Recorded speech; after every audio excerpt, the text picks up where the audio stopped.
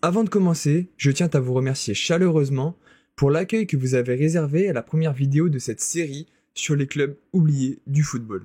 Vous avez été tellement nombreux à me demander une partie 2 dans les commentaires que je voulais vous remercier en la sortant le plus rapidement possible. Vos retours dans les commentaires m'ont vraiment touché et j'ai essayé de répondre à tout le monde. Je suis aussi ravi que vous soyez nombreux à partager cette passion pour les clubs oubliés du football français. Un grand merci à ceux qui se sont abonnés, qui ont liké, qui ont partagé ou qui ont commenté la dernière vidéo. C'est grâce à vous que la chaîne avance. Aujourd'hui, on continue notre voyage dans le passé avec une autre série de clubs qui eux aussi ont connu la gloire, ont fait vibrer leurs supporters, mais qui malheureusement aujourd'hui sont oubliés. Ces équipes ont affronté les plus grands, parfois rivalisé avec les meilleurs du championnat. Et pourtant, leur histoire semble oubliée par le grand public. Aujourd'hui, on va parler de 5 autres clubs qui ont laissé une empreinte forte dans le football français, mais qui aujourd'hui cherchent leur reconnaissance. Alors, installez-vous confortablement, abonnez-vous si c'est pas déjà fait, et préparez-vous à découvrir ces histoires de clubs oubliés, mais qui n'ont pas encore dit leur dernier mot. Vous êtes prêts ? C'est parti.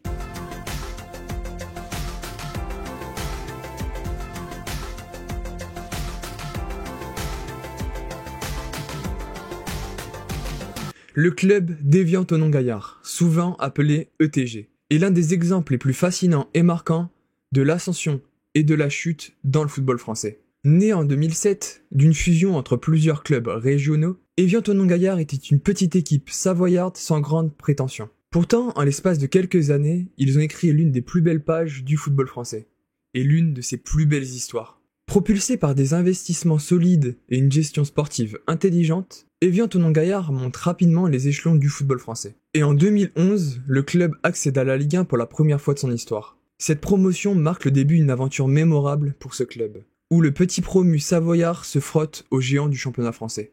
Dès leur première saison, Évian Thonon-Gaillard surprend tout le monde avec un jeu attrayant et des joueurs emblématiques comme Daniel Vasse, Yannick Sagbo ou encore Olivier Sorlin. Leur performance phare reste leur qualification pour la finale de la Coupe de France en 2013, où ils affrontent l'ogre bordelais. Bien que défaits, ils marquent les esprits par leur combativité et leur capacité à défier les pronostics. En Ligue 1, on retiendra aussi le but mémorable du milieu de terrain de Saber Khalifa.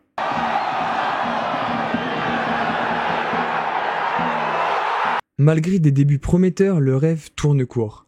Dès la saison 2014-2015, Évian Thonon-Gaillard lutte pour son maintien en Ligue 1. Les départs de joueurs clés, des erreurs dans le recrutement et une instabilité au niveau des entraîneurs plombent le club. En fin de saison, il termine 18e, synonyme de relégation en Ligue 2. La descente en Ligue 2 marque le début d'une spirale infernale, et le club peine à répondre aux exigences du football professionnel.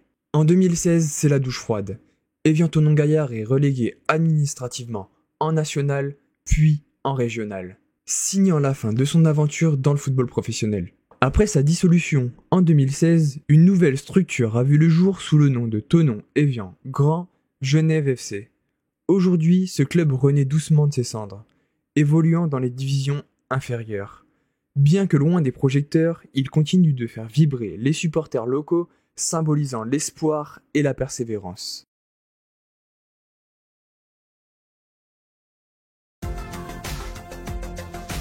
L'AS Cannes est l'un des clubs les plus emblématiques du football français.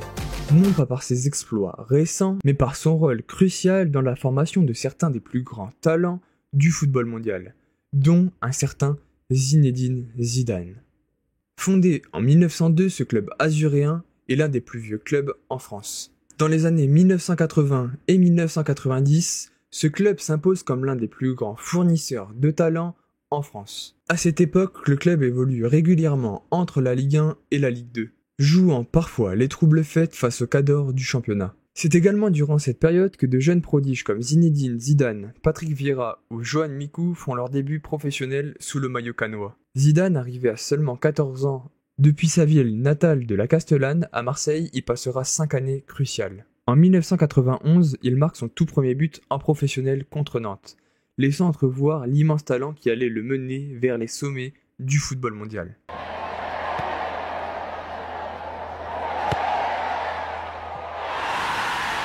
Malgré cette tradition formatrice, les résultats sportifs ne suivent pas. Et en 1998, l'AS Cannes est relégué en Ligue 2, amorçant un déclin sportif et financier difficile à arrêter. Quelques années plus tard, le club est relégué en national, puis dans les divisions inférieures.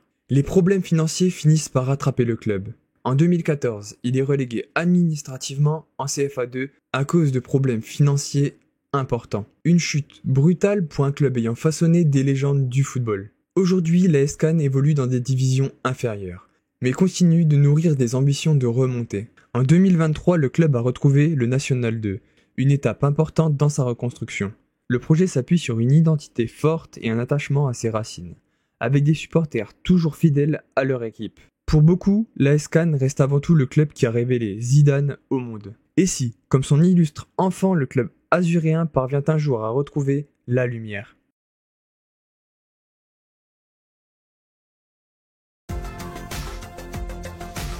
Le Tour FC, fondé en 1919, est un club historique du football français qui a connu des hauts et des bas, mais qui reste dans les mémoires pour son rôle dans la formation de joueurs talentueux, mais aussi par son passage remarqué dans les divisions professionnelles. Le Tour FC atteint son apogée dans les années 1980, lorsqu'il évolue en Division 1, aujourd'hui la Ligue 1. Porté par des joueurs talentueux comme Delio Onis, meilleur buteur de l'histoire du championnat de France, le club rivalise avec les grandes équipes de l'époque. Les supporters du stade de la Vallée du Cher se souviennent encore des matchs mémorables face à des cadors comme Saint-Étienne ou Bordeaux. Si les résultats en Ligue 1 n'ont pas toujours été au rendez-vous, le Tour FC a marqué les esprits par sa capacité à se maintenir au plus haut niveau pendant plusieurs saisons. Au-delà des résultats sportifs, le Tour FC a également joué un rôle clé dans la formation de joueurs devenus internationaux comme Laurent Koscielny, ancien capitaine d'Arsenal et international français, ou Olivier Giroud, champion du monde 2018, ont tous deux fait leur début professionnel à Tours avant de briller sur la scène internationale. À partir des années 2000, le club traverse une période difficile, marquée par de nombreuses descentes successives. En 2018, Tours est relégué en National, puis l'année suivante en National 2, en raison de résultats insuffisants et de problèmes financiers récurrents. Le coup de grâce survient en 2019, lorsque le club est placé en liquidation judiciaire. La structure professionnelle disparaît alors, et le Tour FC est rétrogradé en Régional 1, soit la 6e division, signant la fin d'une époque pour ce club historique. Depuis, le club tente de se reconstruire dans les divisions amateurs, porté par une communauté locale attachée à ses couleurs. La route vers une éventuelle remontée est semée d'embûches, mais les supporters gardent espoir que le Tour FC puisse un jour retrouver les échelons supérieurs. Tours reste dans la mémoire collective comme un club formateur et un symbole des défis auxquels font face de nombreuses équipes en France. Un mélange d'ambition, de talent, mais aussi de fragilité face aux aléas du football moderne.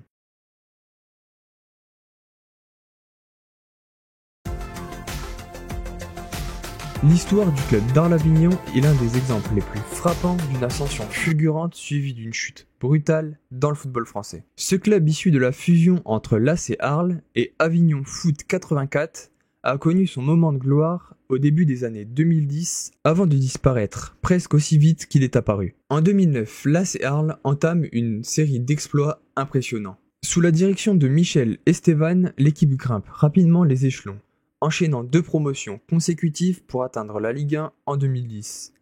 Une première dans l'histoire du club. Cette montée rapide reste l'une des plus marquantes dans le football français. Pourtant, elle s'accompagne de nombreuses difficultés. Un effectif limité, un budget modeste et des infrastructures non conformes pour évoluer au plus haut niveau. Contraint de jouer ses matchs à domicile au stade Vélodrome d'Avignon, loin de son fief arlésien, le club ne parvient pas à recréer l'atmosphère chaleureuse de ses débuts. La saison 2010-2011 en Ligue 1 d'Arles-Avignon est difficile. L'équipe qui peine à rivaliser avec les géants du championnat termine à la dernière place avec seulement 3 victoires en 38 matchs. Cette descente immédiate en Ligue 2 marque le début des ennuis. En Ligue 2, Arles-Avignon n'arrive pas à se stabiliser. Les départs de joueurs clés, des tensions en interne et une gestion sportive chaotique plongent le club dans une spirale négative. Après quelques années de lutte, le coup près tombe en 2015. Arles-Avignon est relégué administrativement en CFA pour des raisons financières. La situation empire rapidement et en 2016, le club est placé en liquidation judiciaire. Arles-Avignon disparaît alors définitivement du football professionnel français. Une fin tragique pour ce club ayant suscité tellement d'espoir en Provence. Aujourd'hui, l'ombre d'Arles-Avignon plane encore dans les mémoires des amateurs de football. Si le club n'a pas laissé un palmarès impressionnant, son ascension express et son passage en Ligue 1 restent un souvenir marquant. C'est aussi un rappel des défis qui représentent une montée trop rapide sans base solide, tant sur le plan sportif que financier.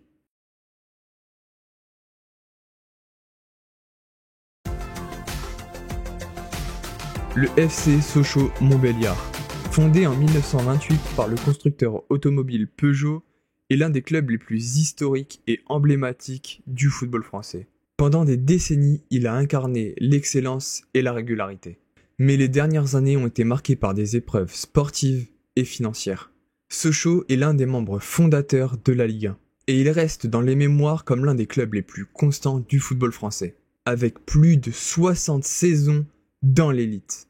À son apogée, le club a remporté 2 titres de champion de France, en 1935 et en 1938, ainsi que 2 Coupes de France en 1937 et en 2007.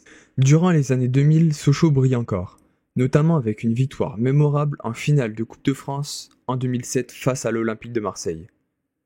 Sous la direction d'Alain Perrin, une équipe talentueuse composée de joueurs comme Riyad Boudbouz, Marvin Martin ou Teddy Richer fait vibrer le stade Bonal et les supporters. Sochaux est également réputé pour son centre de formation, qui a vu éclore de nombreux talents devenus internationaux français, tels que Jérémy Ménez, Bernard Genghini, Pierre-Alain Fro ou encore Ibrahima Konaté. Ce rôle de tremplin pour de jeunes joueurs a longtemps été une fierté pour le club. Mais derrière ces succès se cachent des difficultés grandissantes. En 2014, Sochaux est relégué en Ligue 2 après une saison difficile. Cette descente marque le début de graves problèmes financiers. En 2015, l'acquisition du club par des investisseurs chinois n'apporte pas la stabilité espérée. Et les tensions entre la direction et les supporters s'intensifient. En 2023, la situation atteint son paroxysme.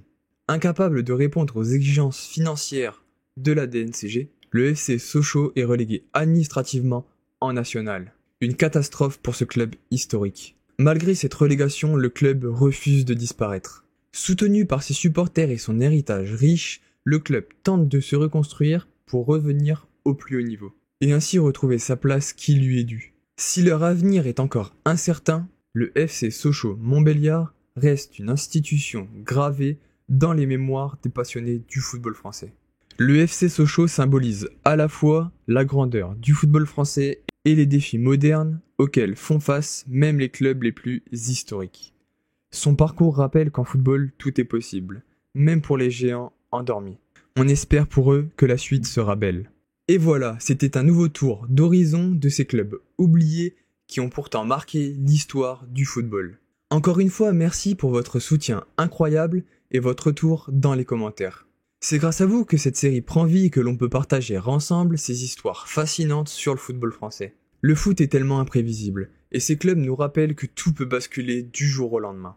Si cette vidéo t'a plu, n'oublie pas de liker, de partager et de t'abonner pour ne rien manquer des prochaines vidéos. N'hésite pas à me faire un retour de cette vidéo dans les commentaires, mais tu peux aussi me dire quels sont les autres clubs oubliés du football, français ou international. N'hésite pas aussi à me dire si tu as d'autres sujets de vidéos que tu aimerais que j'aborde. Encore une fois, merci pour votre engagement, et n'oubliez pas, ce n'est pas que du football.